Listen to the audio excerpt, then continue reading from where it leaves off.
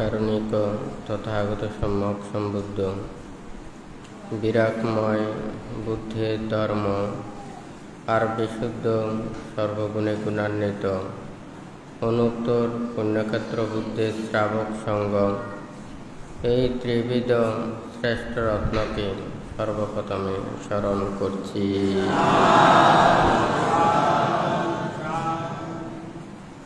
দুধাঙ্গ কুটিরে উপস্থিত অত্র দুধাঙ্গ কুটিরে সংশ্লিষ্ট দায়ক দায়িকা উপাসক উপাসিকা তথা বিভিন্ন জায়গা হতে আগত সদ্ধর্মের পূজারী নির্বাণকামী দায়ক দায়িকাবৃন্দা, আপনাদের উদ্দেশ্যে কিছু ধর্ম উপদেশ প্রদান করার প্রারম্ভে প্রত্যেকের প্রতি মৈত্রীময় আশীর্বাদ জানাচ্ছি।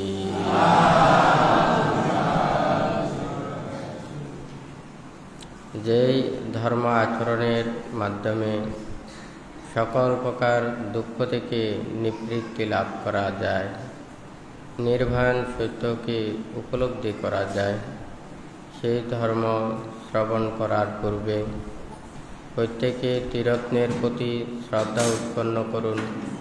কর্ম ও কর্মফলকে বিশ্বাস রেখে নীরবে ধর্ম শ্রবণ করুন।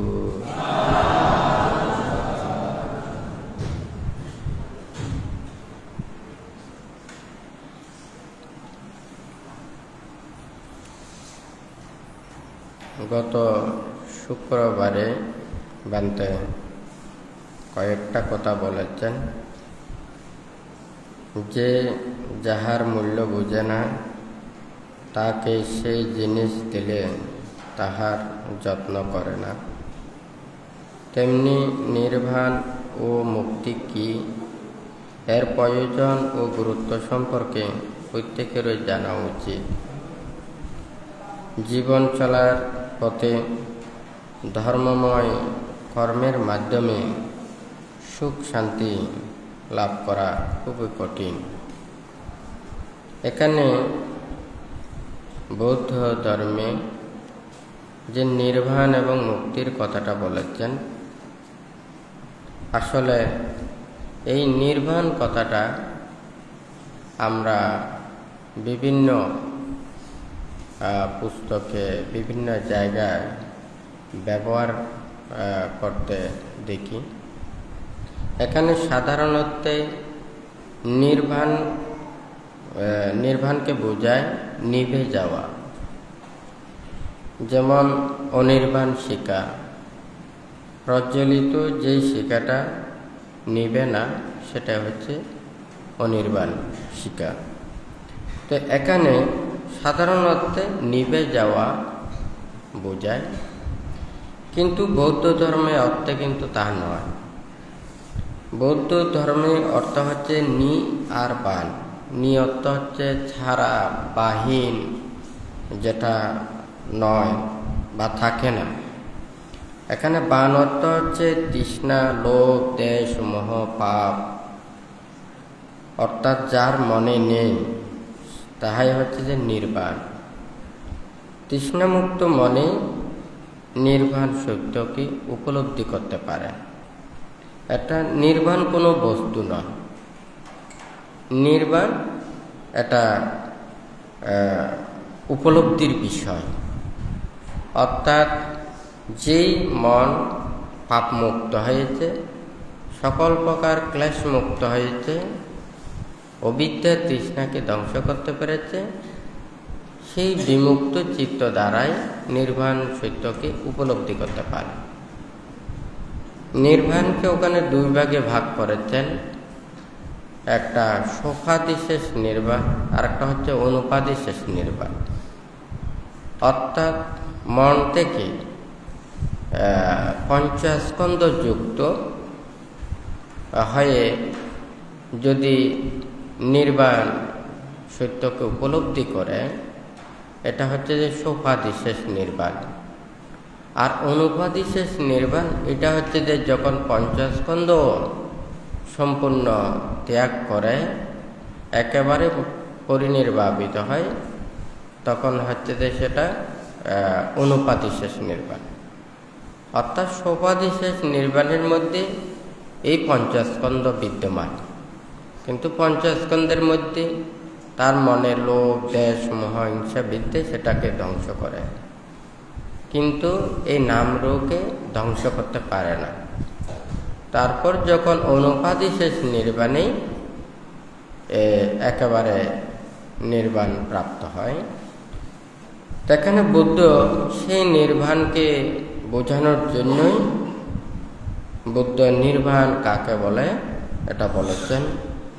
ইধানন্দ ভিক্ষু অরণ্যগতো বা রুক্ষমূলগতো বা শূন্যাগারগতো বা ইতি পাটিসং চিক্কতি এতাং সন্তং এতাং পনীতং ইয়াদিদং সব্ব সংখার সমাতো সব্ব পতিপটি নিঃসগ্গো তন্হাক্ষয়ো বিরাগো নিব্বানন্তি। এখানে এই কথাগুলোকে জানার জন্য, উপলব্ধি করার জন্য আমাদেরকে এটা ধ্যান করতে হবে। বাহ্যিক যা কিছু দৃশ্যমান এটা বাহির জগতে রয়েছে, নির্বাণ যেহেতু ভিতরের জগতের উপলব্ধির বিষয়, আমাদেরকে এটা চোখ বন্ধ করতে হবে এবং ধ্যান করতে হবে, আমাদের ভিতরের জগতে পৌঁছতে হবে। কিছুদিন আগেও ভান্তে বলেছেন, আমরা বাহ্যিক জগতে যা কিছু দেখি, এগুলো দেখলে আমাদের লোভ, দেশ, মোহ, হিংসা, বিদ্বেষ মনের মধ্যে না থাকলেও এটা উৎপন্ন হয়, কিন্তু ভিতরের জগতে কোনো কিছু দেখা যায় না। একদিকে অন্ধকার বললে কোনো কিছু দেখা যায় না, কিন্তু আমরা যদি চোখ বন্ধ করে চিন্তা করি, ভাবি, তখন কিন্তু দেখা যায় আমরা চোখ বন্ধ করে তার চাইতেও বেশি দেখতে পাই। অর্থাৎ মনের সেই দৃষ্টি, চোখের দ্বারাই আমরা দর্শন করতে পারি। এখানে বুদ্ধ এখানে সাধকদেরকে দিয়ে এই কথাটা বলেছেন, কিন্তু সাধারণত বলে নাই। এই আনন্দ কোনো ভিক্ষু যদি নির্জন অরণ্যে ধ্যান করতে যায়, সে গাছের নিচে হোক কিংবা খোলা আকাশ তলে হোক, ওখানে ধ্যানে নিবিষ্ট হয়ে নিজের চিত্তকে সমাধিস্থ করে সে এটাই মনের মধ্যে চিন্তা করেন, এটাই সিদ্ধান্ত নেন, এটাই উনি মনের মধ্যে ধারণ করেন। ইতি পাটিসাং চিক্কতি এতাং শান্তাং এতাং পনীতং, এটাই শান্ত, এটাই প্রণীত। প্রণীত মানে শ্রেষ্ঠ, এটাই শান্ত, এটা প্রকৃত। তাহলে এই প্রকৃত যথার্থ যাহা ইয়াদিদং সব্ব সংখার সমাত, সকল প্রকার সংস্কারকে তিনি কি করেছেন? ধ্বংস করেছেন, সমত করেছেন, অথবা উৎপাটন করেছেন, স্থির করেছেন। তাহলে এগুলোকে বুঝিয়েছেন সব্ব সংখার সমাত। আমার অনেক কাজ আছে, আমার অনেক কিছু দায়িত্ব আছে, আমার অনেক কিছু করতে হবে, আমার আশা আছে, আকাঙ্ক্ষা আছে, নানান কিছু, এখানে কোনো কিছু থাকতে পারবে না। এটা শেষ চিকিৎসার মতো, শেষ কর্মের মতো। আপনার যত কিছু কাজকর্ম আছে এগুলি সেরে আসতে হবে। কোনো কিছুর প্রতি আপনার আসক্তি রাখতে পারবেন না, চিন্তা রাখতে পারবেন না। কিন্তু একজন মানুষ যখন সংসারের মধ্যে থাকে, নিজের জীবনের জন্য, সংসারের জন্য, সব কিছুর জন্য চিন্তা করতে হয়। কত আশা আকাঙ্ক্ষা নিয়ে মানুষ বেঁচে থাকে, এগুলো সম্পূর্ণ তার মন থেকে এগুলো ফেলে আসতে হবে। ইয়াদিধং সব্ব সংখার সমাত, সকল প্রকার সংস্কারকে, সব্বু পাতিপটি নিঃসগ্গ। এখানে হচ্ছে যে উপাধি পরিত্যাগ। উপাধি পরিত্যাগ মানে কি? অর্থাৎ আমরা একটা দেখি, একটা বৃক্ষের যখন বীজ উৎপন্ন হয়, সেই বীজ পরিপক্ক হলে সেই বীজ থেকে আরেকটা চারা উৎপন্ন হয় বা ফল প্রদানে সমর্থ হয়। কিন্তু এই বীজটা যদি পরিপক্ক না হয়, তাহলে এটা পুনঃ আবার বৃক্ষে রূপান্তরিত হতে পারবে না। হ্যাঁ, সাব্বু পাদি পাটি নিঃসাগ্য, অর্থাৎ কি, আপনি এমন কোনো কর্ম করবেন না, এমন কোনো বাক্য ভাষণ করবেন না, এমন কোনো চিন্তা করবেন না যে চিন্তা, যেই কর্ম, যে বাক্য আপনাকে সেটা কর্ম সৃষ্টি করবে, উপাদান সৃষ্টি করবে। হ্যাঁ, উপাধি অর্থাৎ এটা হচ্ছে যে পুনঃ আগমন করা। তাহলে যে কর্মের সাথে লোভ, দেশ, মোহ, তৃষ্ণা, আসক্তি সংযোজনগুলো থাকবে, এগুলো হবে না। এগুলোকে পরিত্যাগ করে অনাসক্তময় জীবন আচরণ করতে হবে। প্রথমে হচ্ছে যে আমার আর কোনো কাজ নেই, আমার কোনো কর্ম নেই, আমার কোনো আশা আকাঙ্ক্ষা নেই, তবে তাই বলে নির্বাণও বড় আশা আকাঙ্ক্ষা, অর্থাৎ আমার মুক্তির আশা ছাড়া, নির্বাণের আশা ছাড়া আর অন্য কোনো আশা রাখতে পারবে না। হ্যাঁ, একটা সংসারের মধ্যে তো ওনারা ওইভাবে চলতে পারবেন না। কালকে কি করতে হবে, আজকে রাত্রে, এগুলো ভাবতে হবে, হয় নাকি না? ছেলে, ঘর, সংসার, তাদেরকে কত প্রকারের দায়িত্ব, হয় নাকি না? কথাটা ঠিক নাকি বেঠিক? এখন এই নির্বাণ সত্যকে উপলব্ধি করার জন্য আমাদেরকে কিন্তু অনেক আগে থেকে প্রস্তুতি নিতে হবে। তাহলে আপনাদের প্রস্তুতি তো অনেক দূরে রয়ে গেছে, হয় নাকি না? এখানে প্রথমে বলেছে যে সাব্বা সংকার সমাত, সকল প্রকার কর্ম সংস্কার, এগুলোকে শান্ত, স্থির, এগুলো পরিত্যাগ করা। তাহলে একটা সংসারে যখন আবদ্ধ হয়, দেখা যায় এখানে কর্ম চাপতে পারে না। হ্যাঁ, এখানে উপাধির কথা আসলে তো আরো অনেক দূরে চলে যাবে, হয় নাকি না? তাহলে এখানে ওর কায়ের দ্বারা, বাক্যের দ্বারা, মনের দ্বারা এমন কোনো সে কর্ম সৃষ্টি করতে পারবে না যে কর্ম পুনর্ভাবে আবার উৎপাদন করবে। অর্থাৎ এটা অনাসক্ত হবে, অহত হবে, লোভ, দেশ, মোহ, এটা পরিত্যাগযুক্ত হতে হবে। হ্যাঁ, এইভাবে সাব্বু পাদি পাটি নিঃসাগ্য তানহা খায়, তৃষ্ণার ক্ষয় সাধন করে বিরাগ নিভ্যানান্তে, মানে সকল প্রকার তৃষ্ণার ক্ষয় সাধন করে যখন চিত্তের মধ্যে এমন বিরাগ চেতনা উৎপন্ন হবে, অনাসক্ত চেতনা উৎপন্ন হবে, তখনই সে বিমুক্ত চিত্ত দ্বারায় একমাত্র এই নির্বাণ সত্যকে উপলব্ধি করতে পারে, হয় নাকি না? কিন্তু এখানে তো আমরা সাধারণ অর্থে নির্বাণকে বুঝি নিভে যাওয়া, এই কথাটা কিন্তু সব জায়গাতে শোনা যায়। প্রজ্ঞা, এই কথাটাও আমরা কিন্তু কথায় কথায় আমরা শুনি। পণ্ডিত, জ্ঞানী, গুণী, হ্যাঁ, বিজ্ঞজন, ওনারা যখনই বলতে প্রজ্ঞার কথা বলেন।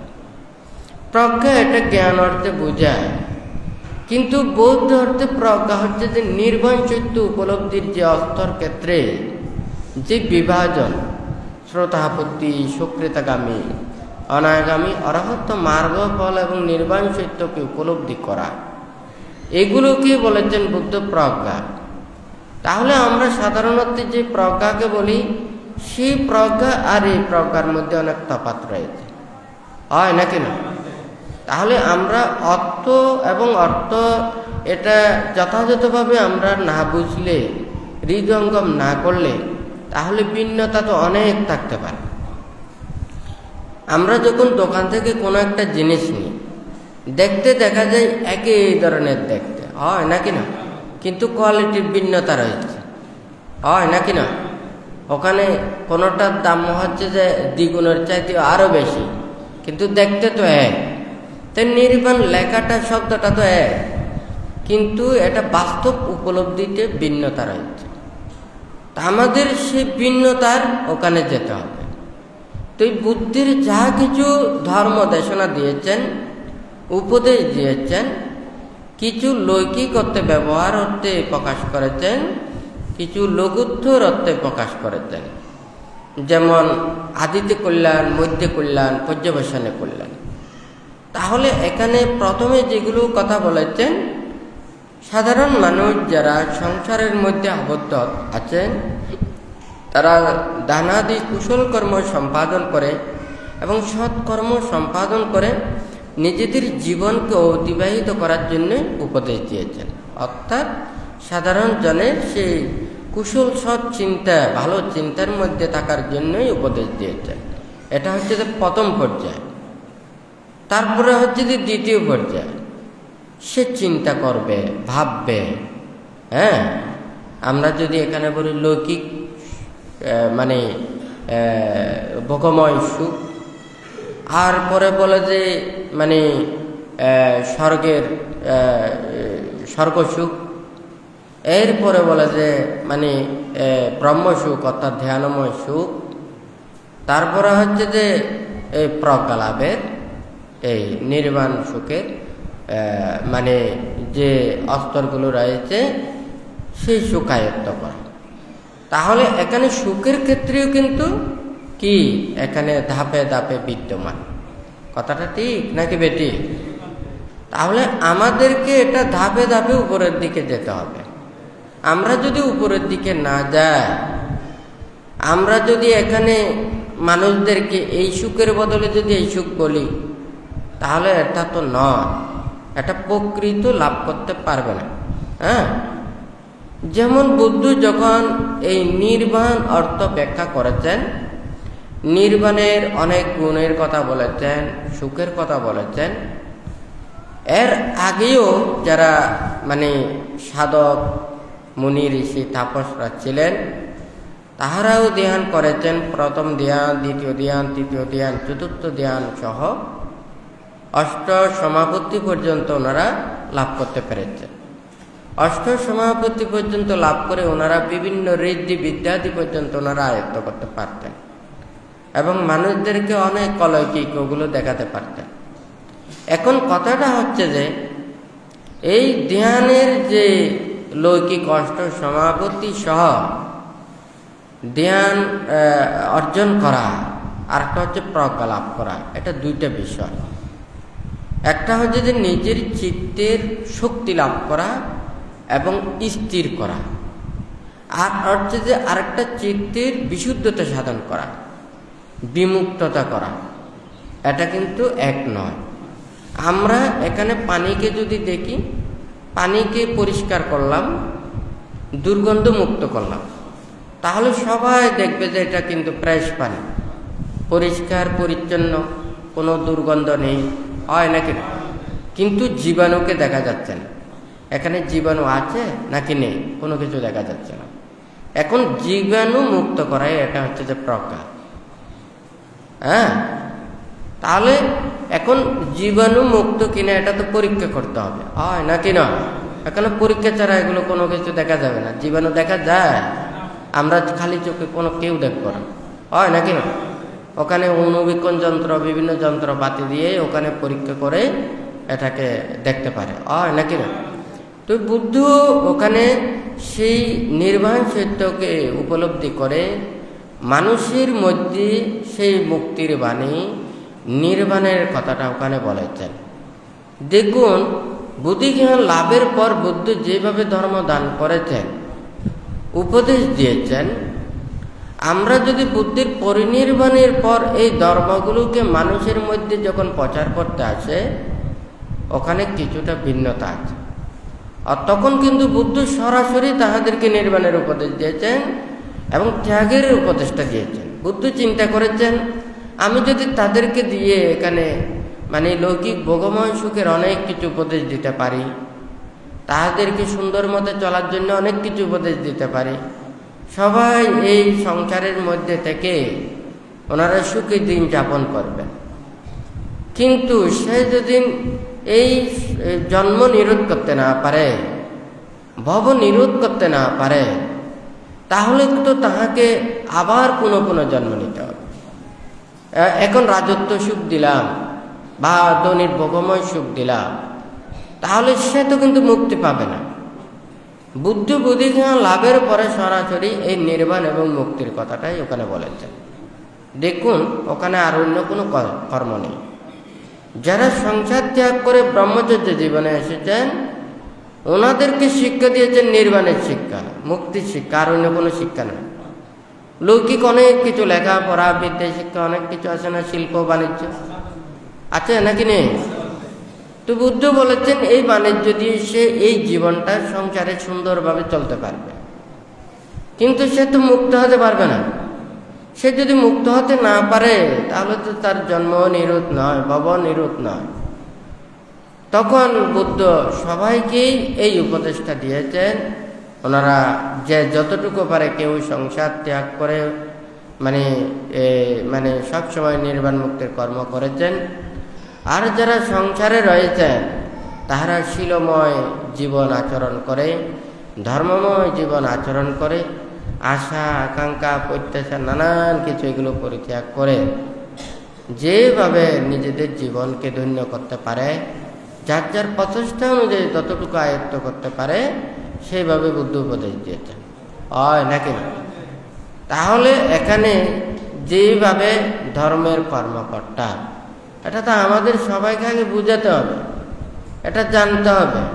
হয়তো আপনাদের এখানে আশা আকাঙ্ক্ষা ইচ্ছা আপনাদের সবার ভালো, বুদ্ধ তো বলে নাই আপনাদের গৃহে চলার কর্মপথে ছেলেদেরকে লেখাপড়ার শিক্ষা করতে হবে, বিদ্যা শিক্ষা সৎজ্ঞানগুলো দিতে হবে, হয় নাকি না? বুদ্ধ তো মানা করে নাই, মাতা পিতার সেবা করতে মানা করে নাই, শিল্প বাণিজ্য এগুলো শিক্ষা করতে মানা করে নাই, হয় নাকি না?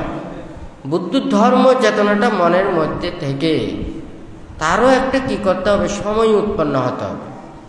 আমি টেনে ধরে তাদেরকে ওখানে মুক্তির পথে আসলাম, এটা মুক্তি হতে পারবে না। একটা গাছে ওখানে কলি হয়েছে, এরপরে ফুল হচ্ছে, ফুল হওয়ার পরে ফল হচ্ছে, হয় নাকি না? এই ফলটা পরিপক্ক না হওয়া পর্যন্ত কিন্তু গাছে থাকতে হবে, কথাটা ঠিক নাকি বেটি?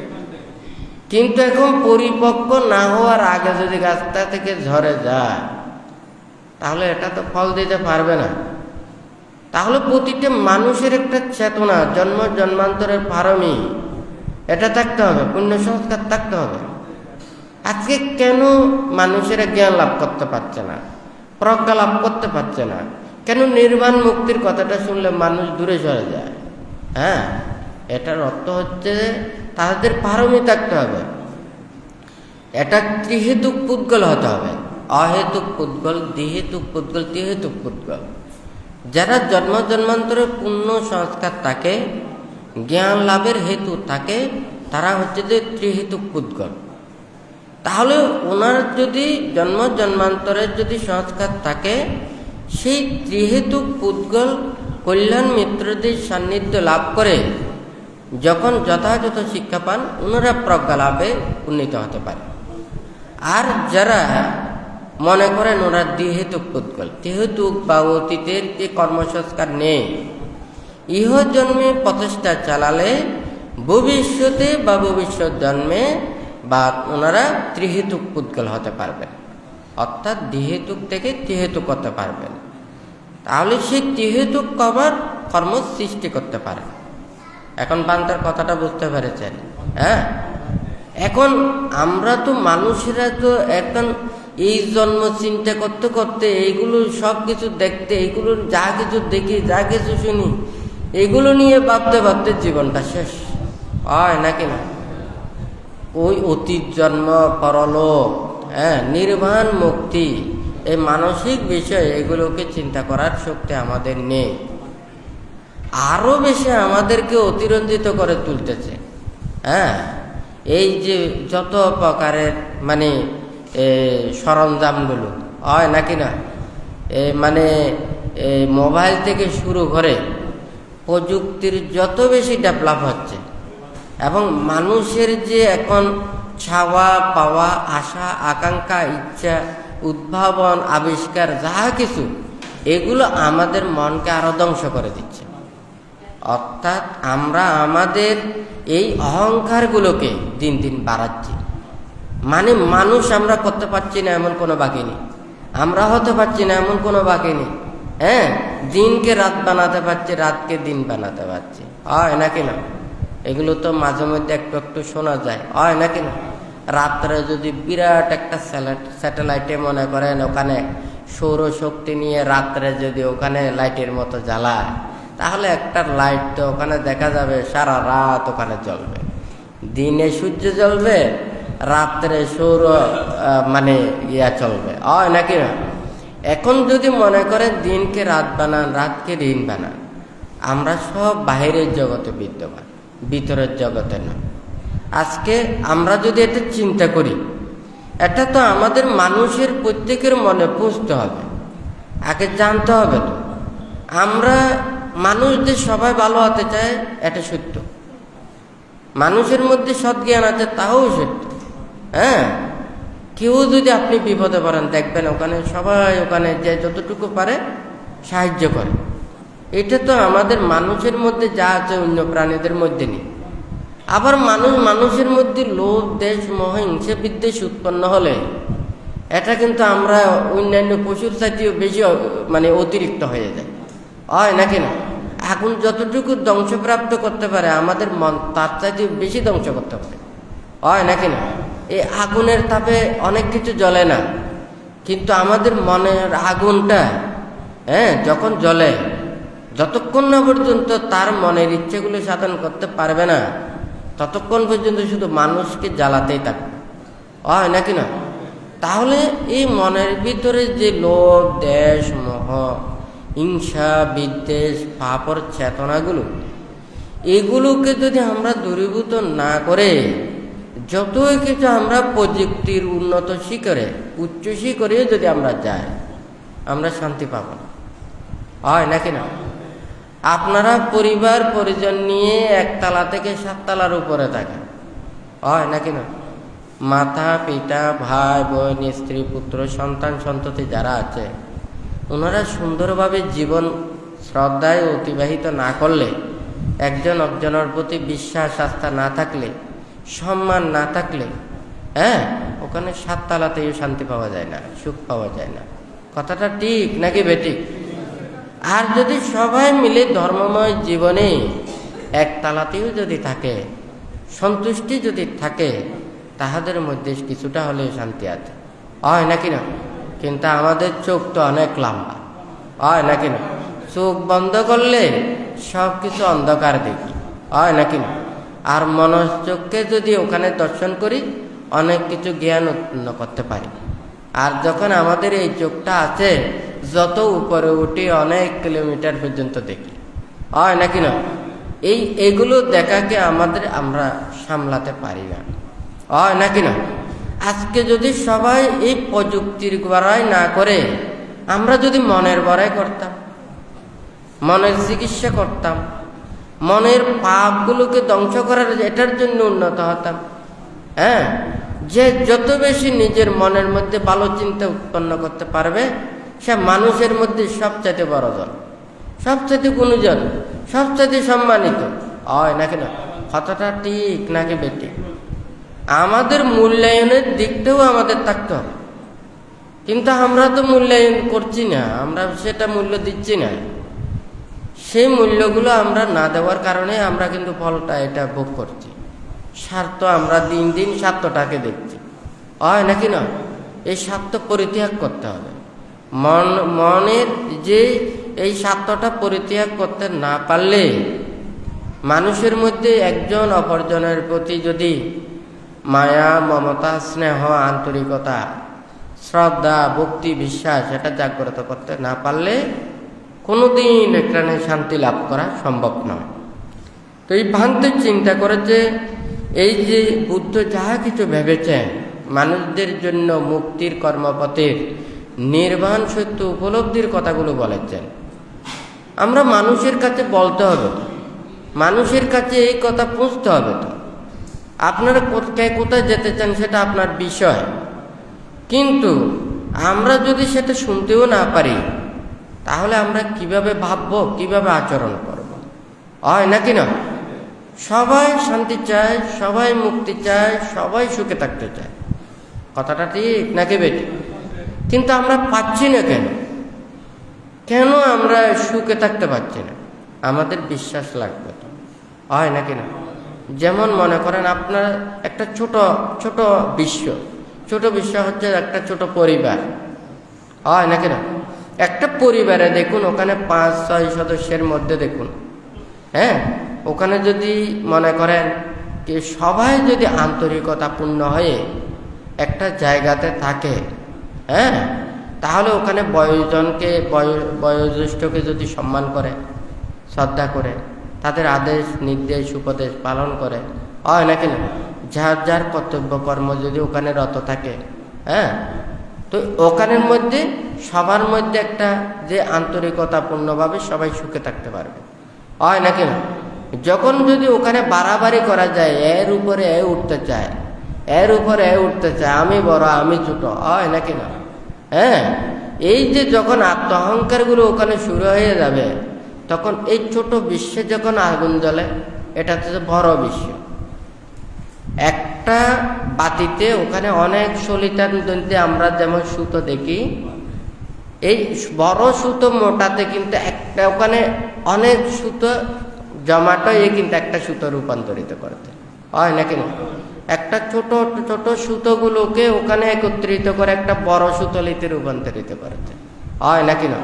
তাহলে একটা ছোট বিশ্ব থেকে আস্তে আস্তে বড় করে সেটা বড় বিশ্ব হয়েছে, হয় নাকি না?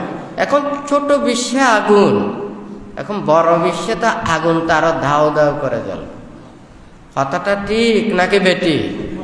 হ্যাঁ, আজকে যদি সবাই না আমরা প্রযুক্তির আত্মঅহংকার পরিত্যাগ করে আমরা মনের ডেভেলপটাই যদি চিন্তা করতাম, হ্যাঁ, এটাকে নিয়ে সবাই যদি মানে কে কার উপরে উঠতে পারে, কে কত ভালো হতে পারে, কে কত ভালো ব্যবহার করতে পারে, কে কত বেশি মানুষের উপকার করতে পারে, তা হয় নাকি না? কথাটা ঠিক নাকি বেটি? কিন্তু আমরা তো কেউ যদি ভালো হয়ে উপরে উঠতে চায়, তাকে উপরের দিকে উঠার জন্য নয়, তাকে পিছনে টান দেওয়ার জন্য মানুষ আছে, হ্যাঁ, উঠার জন্য নয়, পেছনে টান দেওয়ার জন্য, হয় নাকি না? ভালো কাজ করতে গিয়ে যদি বাধা হয়, এটা আমরা সচরাচর ওখানে অনেক ক্ষেত্রে দেখতে পাই। আমি যখন উপরের দিকে উঠতে পারি না, আরেকজনও সে উপরে উঠতে পারবে না, হ্যাঁ, তখন কিন্তু এই মনের মধ্যে চেতনাটা যখন জাগ্রত হয়, কিভাবে যদি ঠিক আছে আমি নির্বাণের কর্ম করতে পারছি না, আরেকজনের নির্বাণ মুক্তির কর্ম করতেছে, হ্যাঁ, তাহলে তাদেরকে টেনে ধরে ওখানে কোনো লাভ নেই। লাভ কোন দিকে আছে? স্বার্থের দিকে আছে, পাপের দিকে লাভ আছে, কিন্তু পুণ্যের দিকে লাভ নেই, হ্যাঁ, মিথ্যার দিকে লাভ আছে, সত্যের দিকে লাভ নেই। এই কথাটা বলার অর্থটা হচ্ছে, আপনি সত্যবাদী, আপনি ফেঁসে যাবেন না, আপনি যা বলবেন একটাই বলবেন, হয় নাকি না? হ্যাঁ, সারাদিন যা বলবেন একটাই বলবেন, হ্যাঁ, আপনার ফেস গোছ ওখানে কোনো কিছু নেই, ওখানে স্বার্থ আপনি কাজ করতে পারবে না, হ্যাঁ। যেমন মনে করেন একজন সত্য কথা বলে, আপনার কিছুদিন আগে দেশনাই বলেছিল, হ্যাঁ, তো একজন সত্য কথা বলে, চোরেও তাকে নেবে না তার সাথে চুরি করতে, হ্যাঁ, তাকে নিয়ে যদি যায় সে সব বলে দেবে, হয় নাকি না? এই তুমি কোথায় গেছো? ওই জায়গায় গেছো, কে কে গেছে? অমুক অমুক গেছে। কথাটা ঠিক নাকি বেটি? হ্যাঁ, তার মনে কথা থাকে না, মুখেও কথা থাকে না, সে যা সাত দেখে ফেলে, তখন সেই মানুষকে বলে বেকুব, ডিলা, হয় নাকি না? হ্যাঁ, সিটেঙ্গা ভাষায় বেদোয়া, হয় নাকি না? তো এখন মনে করুন, অথচ যেই মানুষটা সহজ সরল, তাহাকে আমরা কিন্তু কি খারাপ বলতেছি। আর যেই মানুষ হাসাকে মিশে, হ্যাঁ, সত্যকে মিথ্যে, হ্যাঁ, তারপর উল্টা পাল্টা বানাইয়ে বলতে পারবে, সে মনে হচ্ছে এই মানুষটা খুব ভালো, সালাক, হয় নাকি না? কিন্তু এটা তো ঠিক না। আমরা তো মানুষের যদি মঙ্গল চায়, আমাদের মনের ভিতরেরটা এটা বাইরে প্রকাশ করতে হবে। মন এটা ভিতরের জিনিস, হয় নাকি না?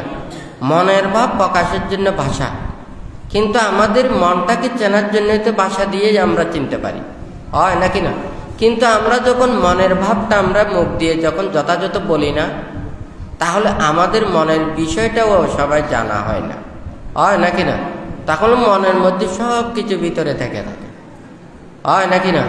তাহলে এটা কি ওই যে মানে যখন আগুন জ্বলে ভিতরে যদি ওখানে মনে করেন আগুন আছে, উপরে সবগুলো নিভে গেছে, কিন্তু সেই ভিতরের আগুনগুলো ওখানে ভিতরে জ্বলতেই থাকবে, হয় নাকি না? বুদ্ধ তো যাহা কিছু এখানে উপদেশ শিক্ষাটা দিয়েছেন, এখানে ভিতরে তো কোনো কিছু রাখে না। আমার স্বার্থ কোথায়? আমি এই স্বার্থগুলো কোথায় নিয়ে রাখবো?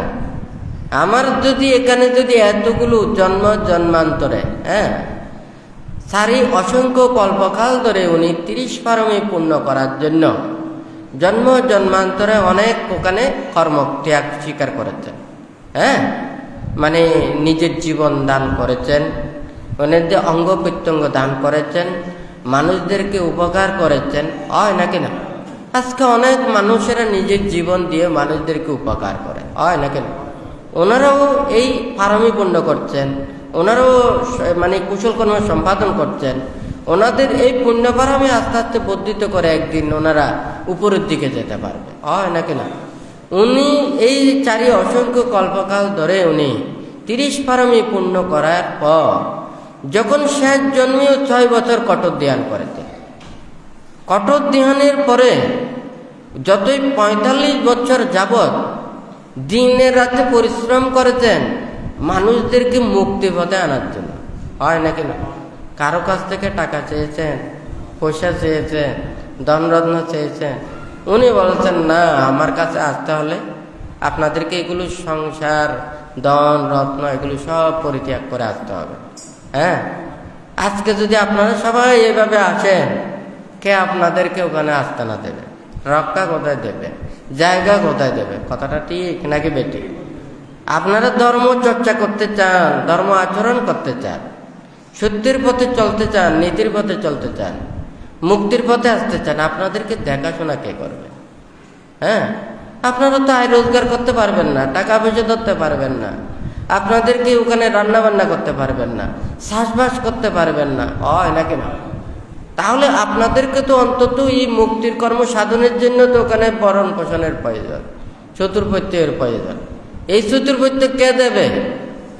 এই চতুর্পত্য দেওয়ার জন্য যারা সপ্তাহে যদি থাকে আপনাদেরকে একটা দিনে শেষ করবে। কথাটা ঠিক আছে নাকি নেই? আপনাদেরকে এগুলো দেওয়ার জন্য আপনাদের এই কাজ করতে হবে। সে তখন নিরুপায় হয়ে পাপ অন্যায় অপরাধ ওই দিকের মধ্যে যেতে হবে। আজকে আপনারা দেখতে পাচ্ছেন না, হয় নাকি নয়?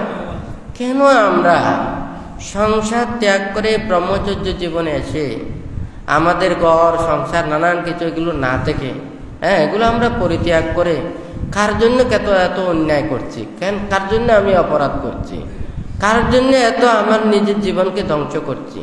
দুর্লভ মানব জীবন লাভ করে আমরা বুদ্ধের সে অমৃত নির্বাণ পদায়ক ধর্মকে আমরা পেয়েছি, কল্যাণ মিত্রদেরকে পেয়েছি, বুদ্ধির সে প্রবর্তিত সেই যে 84,000 ধর্ম স্কন্ধ সম্বলিত এই উপদেশগুলো আমরা পাচ্ছি। বুদ্ধ পরিনির্বাণের পূর্বে বলেছেন, আমি এক বুদ্ধ পরিনির্বাপিত হচ্ছি, তোমাদেরকে আমি ধর্মকায় বুদ্ধগুলো আপনাদের দিচ্ছি। অর্থাৎ বুদ্ধ যে উপদেশগুলো দিয়েছেন 84,000 ধর্ম স্কন্ধকে এইগুলোকেই ধর্মকায় বুদ্ধ বলেছেন, হয় নাকি না? তা আমরা এক বুদ্ধকে হারিয়েছি, কিন্তু অনেক বুদ্ধ আমরা পেয়েছি। সেই বুদ্ধের গুণ এগুলোকে আয়ত্ত করতে চাইলে আমাদেরকে এগুলো ভাবতে হবে, উপলব্ধি করতে হবে, এই কর্মপথে চলতে হবে, হয় নাকি না? সেই জন্য মানতে একটা চিন্তা করে এখন যদি সবাই যদি চায় তাহলে এটার জন্য কি প্রয়োজন? পরিবেশ প্রয়োজন, মানসিকতা প্রয়োজন। দায়ক দায়িক উপাসক উপাসিকাদেরকে এই ধর্ম বুঝতে হবে, এটা জানতে হবে, হয় নাকি না? আজকে সবাইকে ডালাওভাবে ওখানে আপনাদেরকে কাউকে বলতে পারবো না। কেন পারবো না? আপনারা তো অজান্তে আপনারা পাপ করেন, আমরা তো মানতে জানি না, আমরা এই শিক্ষাটা তো আমরা পাইনি, আমরা এই উপদেশটা জানি না, বুদ্ধির দর্শনটা কি এটা আমরা জানি না। তা আমরা অজ্ঞাতভাবে আমরা এগুলো পাপ করছি, হয় নাকি না? এখন যদি বানতে মনে করে আমি কার দোষ ধরবো, কাকে বলবো, কার কাছে বিচার দেব, হয় নাকি না? একটা পিতা পুত্রের কাছে নালিশ দিতে পারে না, হ্যাঁ, বিচার চাইতে পারে না, হয় নাকি না? তাহলে পুত্র পিতার কাছে মাপ চাইতে হয়, কথাটা ঠিক নাকি বেটি? কিন্তু পিতা পুত্রের কাছে মাপ চাওয়া এটা তো শোভনীয় নয়, হয় নাকি না? যে মুক্তির পথে আনবে, সত্যের পথে আনবে, ভালোর পথে আনবে, সবাইকে পুত্র সদৃশ ওনারা দর্শন করেন, হয় নাকি না? তাহলে মাতা পিতারা চায় ছেলে মেয়েরা সবাই মিলে সুন্দরভাবে চলুক, এটাই কিন্তু চায়। হ্যাঁ, তাদের মধ্যে নানান কিছু ওখানে সমস্যা থাকতে পারে, কিন্তু চায় মাতা পিতারা একজন যে একটু বেশি কামায়, ওই একজন যে দুর্বল তাকে সহায়তা করার জন্য, হয় নাকি না? দুর্বলের কাছের দিকে থাকে, হয় নাকি না? তাহলে ওনারা চায় সবাই মিলেমিশে সুন্দরভাবে তাকানা, এটা চায়। ঠিক তদ্রুপ ভান্তে এটা চিন্তা করে এখন যদি সবাই ধর্মচর্চা করতে চায়, আমাদেরকে তো পরিবেশ সৃষ্টি করতে হবে। হ্যাঁ, এখন আচ্ছা আমি যদি পরিবেশ দিতে না পারি, তার ধর্মচর্চার জন্য এগুলো যদি ব্যবস্থাপনা করতে না পারি, এখন মানুষকে যদি বোঝাতে না পারি, প্রথম ধাপটা হচ্ছে মানুষকে বোঝানো। হ্যাঁ, এখন মানুষকে আগে বুঝতে হবে। এখন যদি কেউ যদি শীল বিনয় ধর্ম আচরণ করে নির্বাণ মুক্তির জন্য উনি অনাসক্তভাবে জীবন অতিবাহিত করবে, উনি তো খুব বেশি কথা বলবেন না, উনি নীরব নিস্তব্ধ থাকবেন, উনি এত বেশি কথা বলতে পারবেন না, এত ধরনের কাজকর্ম করতে পারবেন না। তাহলে যারা মনে করেন ওখানে শীল বিনয় ধর্ম নীতি শিক্ষা যাহাদের মধ্যে থাকবে না, সে তো পারবে না এমন কোনো কাজ নেই, হয় নাকি না? তাহলে যে এই মুক্তির কর্মপথে থাকবে তাহাকে কিন্তু ওখানে রক্ষা করাটা খুব কঠিন ব্যাপার। তাহলে সহায়তা দিতে হবে। আমাদের প্রত্যেকের জানতে হবে, আমাদের প্রত্যেকের ওই লক্ষ্যটা হচ্ছে নির্বাণ এবং মুক্তি। এই নির্বাণ এবং মুক্তির জন্য আমাদেরকে ধ্যান করতে হবে, ত্যাগ করতে হবে। আমরা যদি পারি আমরা সংসার ত্যাগ করে আরো বেশি শীল বিনয় ধর্ম আচরণ করতে হবে। আর যদি আমরা না পারি তাদেরকে আমাদেরকে সহযোগিতা করতে হবে, চতুর্পথ্য দিয়ে সেবা যত্ন করতে হবে, তাহাদের পাশে আমাদেরকে দাঁড়াতে হবে। এটা দায়িকা উপাসক উপাসিকাদের অন্তরের মধ্যে মনের মধ্যে এটা পৌঁছতে হবে। বান্তার কথাটা ঠিক নাকি বেটি?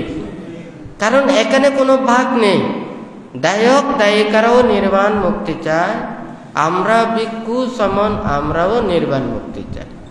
আপনারাও বুদ্ধির পূজারী, আমরাও বুদ্ধির অনুসারী, হয় নাকি না? যে বুদ্ধির শিষ্য সবার লক্ষ্য উদ্দেশ্যটা হচ্ছে নির্বাণ, হয় নাকি না? তাহলে এখানে কোনো ভিন্নতা নেই, কিন্তু আমাদের যাত্রা পথের মধ্যে ওখানে পার্থক্য রয়েছে।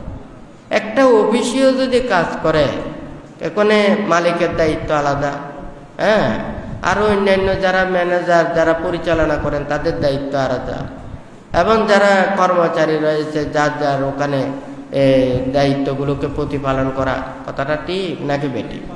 তাহলে এই ধর্মকে রক্ষার জন্য যে অবস্থানে আছে সে অবস্থান দিয়ে সঠিকভাবে ধর্মকে পরিচালনা করতে হবে। হ্যাঁ, এটার জন্য কিন্তু আমাদের অনেক কিছু কষ্ট সহ্য করতে হবে, এটার জন্য আমাদের অনেক সময় প্রয়োজন। আজকে আমি আর বেশি কিছু বলতে পারবো না। কেন বলতে পারবো না? কারণ আমাদের অনেক বিনয় আছে, আমাদের নীতি আছে। আমি বিনয়ের কথা বলছি, ধর্মের কথা বলছি, ওখানে কারো কোনো সমালোচনা করছি না, বলার অধিকার আমার নেই। কারণ আমি স্বর্গে যাব নাকি নরকে যাব এটার ইচ্ছাটা তো আপনার নিজের, হয় নাকি নয়? আপনাকে টেনে ধরে ওখানে কেউ স্বর্গে নিয়ে নিলেও আর সেই স্বর্গটা আপনাদের ভালো লাগবে না। কর্ম দিয়ে সৃষ্টি করতে হবে, আপনার স্বর্গের রচনা করতে হবে, তখন আপনাদের স্বর্গ লাগবে, স্বর্গ ভালো লাগবে, হয় নাকি না? বানতে তো কতগুলো কথা বলা যায়, হয়তো একটু শুনতে খারাপ লাগে, হয় নাকি না? এখন মনে করেন একটা টাইলস করা রুমের মধ্যে যদি ওখানে গরুকে রাখেন, এটা গরু গোতাল বানাই ফেলবে, সুন্দর রুম থাকবে না। কথাটা ঠিক নাকি বেটি? আর যদি একজন মানুষকেও যদি ওইটাকে কাঁচা মাটিযুক্ত জায়গাতে নেন, ওটা আস্তে আস্তে পরিষ্কার করে ওটা মানুষের মানে উপযোগী করবে, হয় নাকি না? ঠিক তদ্রুপ যার আমাদের স্বর্গ ব্রহ্মলোক নির্বাণ এবং মুক্তি আমাদেরকে রচনা করতে হবে, এটা আমাদের সৃষ্টি করতে হবে নিজের কর্মের মাধ্যমে। আমরা যদি কর্মের মাধ্যমে এটা সৃষ্টি না করি তাহলে আমাদের মানে এটা উপলব্ধি করা সম্ভব নয়। তো যাই হোক, বানতে প্রচেষ্টা চালাচ্ছে, বানতে যে হাজার হাজার মানুষ যারা ধর্মকে উপলব্ধি করতে চায়, মুক্তির পথে আসতে চায়, তাহাদেরকে সেই কর্মপথে আনার জন্য বানতে চেষ্টা করতেছে। না হয় এতগুলো কাজ করার কোনো প্রয়োজন ছিল না। হ্যাঁ, আমরা দেশের মধ্যে অনেকজন আছে গুণী জ্ঞানী বান্তেরা যারা পরলোকগত হয়ে গেছেন, ওনারাও অনেক কিছু চেয়েছেন। বানতে তাহাদেরকে কোনো অশ্রদ্ধা করে নয়, অভক্তি করে নয়, তাহাদের যার যার কর্মের বুদ্ধতা। আমরা সবাই তো কর্মফল বিশ্বাসী, যে যে কর্ম করেছেন সে সেইভাবে কর্মের ফলটা ভোগ করবেন। আর যদি মানুষ মূল্যায়ন করুক বা অবমূল্যায়ন করুক, সে কর্মকে কেউ ওখানে নিজের সেই কর্মফলকে তো ওখানে বিরূপ করতে পারবে না। হ্যাঁ, উনি 30 পারমি পূর্ণ করার জন্য কতবার কত কিছু ওখানে কি করেছেন, ওখানে ত্যাগ স্বীকার করেছেন। দেবদত্তের মতো ওখানে অনেক জন্মান্তরী শত্রুতামি করেছেন না, হয় নাকি নয়? তাহলে উনার পারমি, উনার কর্মগুলো তো উনি করে গেছেন। হ্যাঁ, তাহলে যার যার কর্মগুলো সে থাকবে। কিন্তু আমরা এই ধর্মকে গ্রহণ করে আমরা অন্যের পথে না যাই, তাহলে ধর্মের ভাব মূর্তি শ্রীবৃদ্ধি এটা বর্ধিত হবে। আমরা ধর্মকে আচরণ করতে গিয়ে, আমরা পালন করতে গিয়ে, অনুশীলন করতে গিয়ে আমরা যদি অন্যায় আচরণ করি, অপরাধ আচরণ করি, কাউকে যদি আঘাত দিই, কষ্ট দিই, দুঃখ দিই, দুর্ব্যবহার করি, তখন কিন্তু যারা অন্য ধর্মাবলম্বীরা আমাদেরকে নিন্দা করবে, তিরস্কার করবে, খারাপ বলবে। আপনাদের ধর্মে কখনো নিয়ম নেই, নীতি নেই, শিক্ষা নেই, হ্যাঁ, আইন নেই, কানুন নেই, এই এতগুলো, এগুলো কি ধর্মের কাজ? কথাটা এটা আমাদের বিবেককে তো বাঁচতে হবে। আমি একজন ভিক্ষু, হয় নাকি না? একজন ভিক্ষু আরেকজন ভিক্ষুকে কোনোদিন নিন্দা করতে পারে না, কারণ সে নিন্দা করলে যে সেটা তো আমার গায়েও বাজবে, হয় নাকি না? আমি বলা আমার গায়ে বাজা, হয় নাকি নয়? তাহলে যদি কেটে যদি বুদ্ধি শিষ্য হয়, তাহলে সেটাও যদি আমাদের নিজেদের গায়ে বাজবে, হয় নাকি না? আর যদি আমরা সার্বজনীনভাবে দেখি, আমরা যদি ভালো আচরণ করি, ভালো ব্যবহার করি, আমাদের মাধ্যমে যদি অন্য কেউ যদি সুখ পায়, শান্তি পায়, তারাও নিজেরাও তারা সেদিকে আনন্দ বোধ করবে, তারাও উৎসাহ সেটা জাগ্রত করবে, হয় নাকি? কিন্তু আমরা যদি অন্যায় আচরণ করি, খারাপ ব্যবহার করি, খারাপ কর্ম করি, মিথ্যার আশ্রয় গ্রহণ করি, আমরা যেমন নিজেকে ধ্বংস করব, অন্যজনের কাছ থেকেও আমরা ধিক্কার, নিন্দে, তিরস্কারের ভাগ করাটা ঠিক নয়। আমাদের যা কিছু এখানে উপদেশ আছে, এগুলোকে আচরণ করতে হবে, অনুশীলন করতে হবে। বানতে চায় যারা রাষ্ট্র, বিশ্ব যারা পরিচালনা করেন, ওনারা জনগণের শান্তির জন্য, সুখের জন্য, আমাদের যে কোনো একটা জিনিসও যদি আপনাকে যদি দিই, হ্যাঁ, একটা যদি আমও যদি দিই, আপনি খাওয়ার জিনিস খাবেন, বাকল আর ওখানে বোটাটা ফেলে দেবেন, হয় নাকি না? তাহলে আমরা মানুষের ভালো দিকটা গ্রহণ করি, মানুষের খারাপও তো থাকতে পারে। আপনারা তো একেবারে পাপ মুক্তও নয়, একেবারে পরিযুদ্ধও নয়, কিছু কিছু খারাপও আছে, হয় নাকি না? তাহলে ভালো গুণগুলোকে আমরা গ্রহণ করি, খারাপগুলোকে পরিত্যাগ করার জন্য আমরা চেষ্টা করি, হয় নাকি না? তাহলে আমরা সবাই মিলে একদিন না একদিন এই খারাপগুলোকে দূরীভূত করে সবাই ভালো হতে পারবো, হয় নাকি না?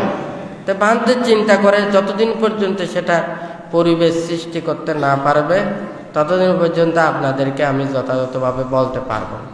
হ্যাঁ, কারণ এগুলো বলতে গেলে অনেক ধরনের সমস্যা, এটা মানুষের মনের ভিতর থেকে বাইর করতে হবে।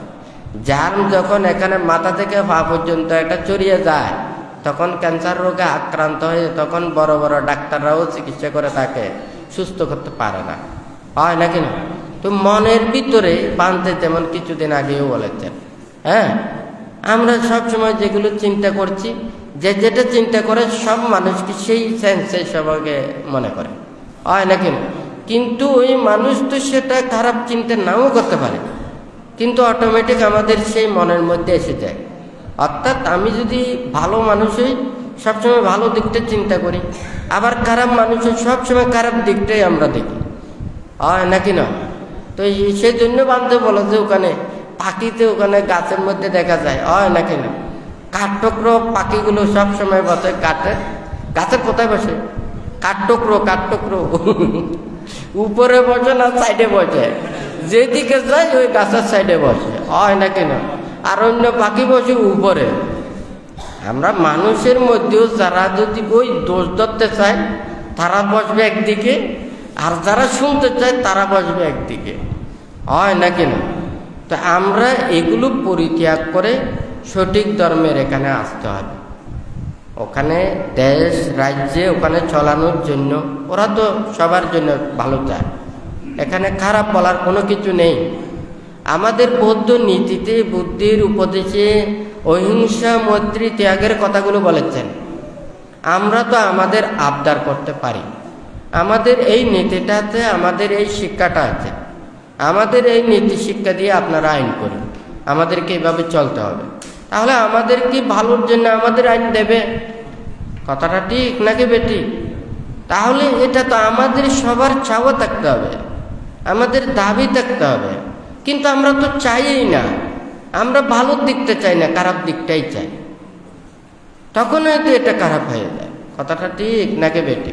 বানতে চায় সবার মনের মধ্যে বোধজ্ঞান উৎপন্ন হোক, সদ্ধর্মের শ্রীবৃদ্ধি সাধিত হোক, সারা বিশ্বের মধ্যে শান্তি মঙ্গল বর্ষিত হোক, মানুষ মানুষের মধ্যে মারামারি হানাহানি হিংসা বিদ্বেষ সেগুলো দিন দিন বর্ধিত হলে আমরা প্রযুক্তির যতই উপরে সুখের যাই না কেন আমরা কেউ শান্তি পাবো না, সুখ পাবো না। যেই সুখ শান্তির জন্য দিনে রাতে কত পরিশ্রম কত কষ্ট এগুলো করছে, এগুলো সব বিফলে চলে যাবে, হয় নাকি না? তো যাই হোক, আজকে বানতে এই কথাটুকুলো বলেছেন। আপনারা প্রত্যেকেই ধর্মময় জীবনে সঠিক কর্মপথে থেকে এই দুর্লভ মানব জীবনকে যাতে সার্থকে রূপান্তরিত করে, যতদিন পর্যন্ত নির্বাণ সাক্ষাৎ করতে না পারেন ততদিন পর্যন্ত সৎ মাতা পিতা কল্যাণ মিত্রদের সান্নিধ্য থেকে আপনারা যাহাতে অচিরেই নির্বাণ সাক্ষাৎ করতে পারেন সেই রূপে মনের মধ্যে চেতনা আশা আকাঙ্ক্ষা প্রত্যাশা রেখে বুদ্ধ ধর্ম সঙ্গের কাছে আশীর্বাদ প্রার্থনা করে 3 বার সাধুবাদ প্রদান করি।